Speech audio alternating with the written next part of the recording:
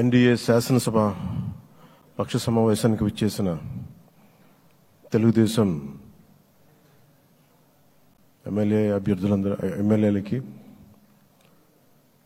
జనసేన ఎమ్మెల్యేలకి, భారతీయ జనతా పార్టీ ఎమ్మెల్యేలకి మనస్ఫూర్తిగా మీ అందరికీ నా హృదయపూర్వక నమస్కారాలు. మీ అందరికీ నా హృదయపూర్వక స్వాగతం తెలియజేసుకుంటున్నాను. వేదిక పైన తెలుగుదేశం రాష్ట్ర అధ్యక్షులు, మన తెలుగుదేశం పార్టీ రాష్ట్ర అధ్యక్షులు శ్రీ అచ్చెన్నాయుడు గారికి, భారతీయ జనతా పార్టీ అధ్యక్షురాలు శ్రీమతి దగ్గుపాటి పురంధేశ్వరి గారికి నా హృదయపూర్వక నమస్కారాలు. తాడేపల్లిగూడెం సభలో నేను చెప్పినట్టుగా ఒక దార్శనికులు, 4 దశాబ్దాల సుదీర్ఘ అనుభవం, ఎన్నో ఒడిదుడుకులను ఎదుర్కొన్న తెలుగుదేశం జాతీయ పార్టీ అధ్యక్షులు శ్రీ నారా చంద్రబాబు నాయుడు గారికి నా హృదయపూర్వక నమస్కారం.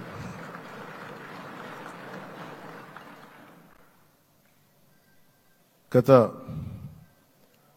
దశాబ్ద కాలంలో రాష్ట్ర విభజన జరిగినప్పటి నుంచి ఆంధ్ర రాష్ట్ర ప్రజలు నలిగిపోతున్నారు. గత 5 సంవత్సరాలుగా మరి రాష్ట్రంలోని విపత్కర పరిస్థితులు తెలుసు.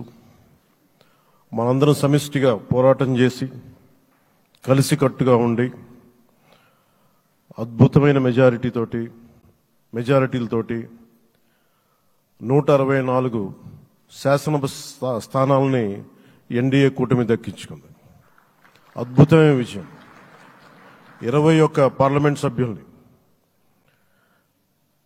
మన సెంట్రల్ హాల్లో కూడా మాట్లాడుతూ ఉంటే అందరికీ ఆంధ్రప్రదేశ్ విజయం, తెలుగుదేశం, జనసేన, భారతీయ జనతా పార్టీతో కూడిన ఎన్డీఏ కూటమి విజయం దేశం మొత్తం చాలా ఒక స్ఫూర్తినిచ్చింది. ప్రతి ఒక్కరి విజయాన్ని వారి వారి రాష్ట్రాల్లో ఎలా దీన్ని ముందుకు తీసుకెళ్లాలి, ఒక్క ఓటు చీలకుండా అలయన్స్ అంటే ఎలా ఉండాలి అనేది మన ఆంధ్ర ప్రాంత ప్రజలు, మన ఆంధ్ర రాష్ట్ర ప్రజలు మనందరం కలిసి కట్టుగా చూపించాం. 2021 మార్చి 14న ఇప్పటం సభలో నేను ఒకటే తెలియజేసుకున్నాను, ఆ ప్రభుత్వ వ్యతిరేక ఓటుని చీలనివ్వను.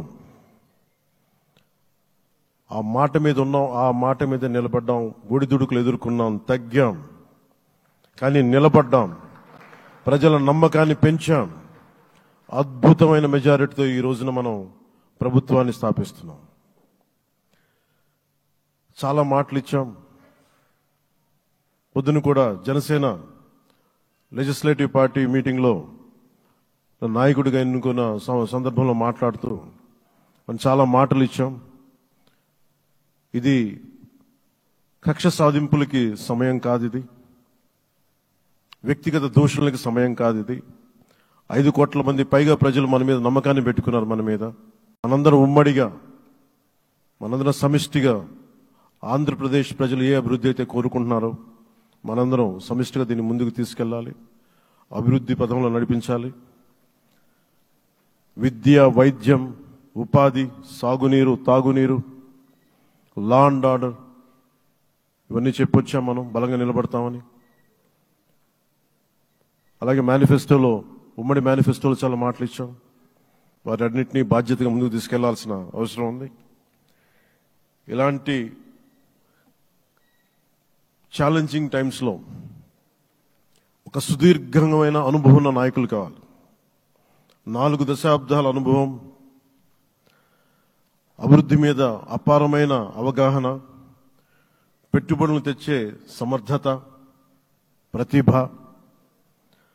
విదేశాల్లో ఉండే నాయకుల్ని, మలేషియా దగ్గర నుంచి, సింగపూర్ దగ్గర నుంచి, యూరోప్ దగ్గర, అమెరికా నుంచి, ఆ దేశాల అధ్యక్షుల్ని తెలుగు రాష్ట్రాల వైపు దృష్టి మళ్లించేంత శక్తి, సమర్థత ఉన్న శ్రీ నారా చంద్రబాబు నాయుడు గారికి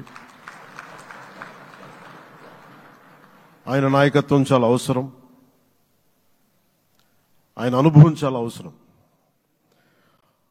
అలాంటి అపారమైన అనుభవం ఉన్న వ్యక్తిని, అనుభవం ఒకటే కాదు ధైర్యశాలి. ఈ రోజుకి నాకు ఒకటే గుర్తుంటుంది. మన తాడేపల్లిగూడెం సభలో చెప్పాను, చాలా క్లేమోర్ మైన్స్ పేలిపోతే జీప్ ఎగిరిపోయి కింద పడితే చొక్కా దులుపుకొని ఆయన మళ్ళీ వచ్చి రాజకీయం చేసిన వ్యక్తి. ఈ రోజున సైబరాబాద్ ఉంది అంటే అది శ్రీ చంద్రబాబు నాయుడు గారి దార్శనికత. అలాంటి వ్యక్తి, ఆయన అనుభవం ఈ రోజున 2024 ఆంధ్రప్రదేశ్కి ఎన్డీఏ కూటమి తరపు నుంచి ముఖ్యమంత్రి అభ్యర్థిగా శ్రీ నారా చంద్రబాబు నాయుడు గారి పేరుని జనసేన పార్టీ పక్షాన నుంచి మేము బలపరుస్తున్నాం.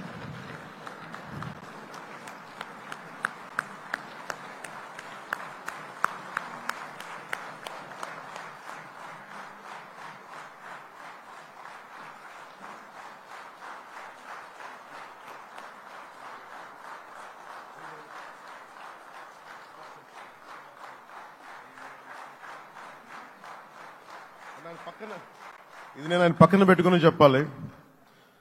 ఆయన నలిగిపోయారు. జైల్లో చూశాను ఆయన.